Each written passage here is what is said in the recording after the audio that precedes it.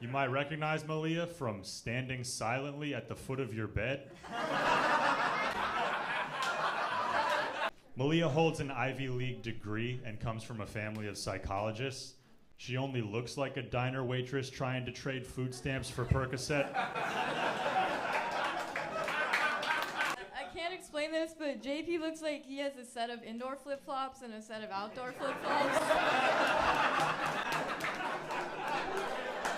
Malia used to work at a school for autistic kids. She taught avoiding eye contact. Malia recently lost some weight, lobotomy.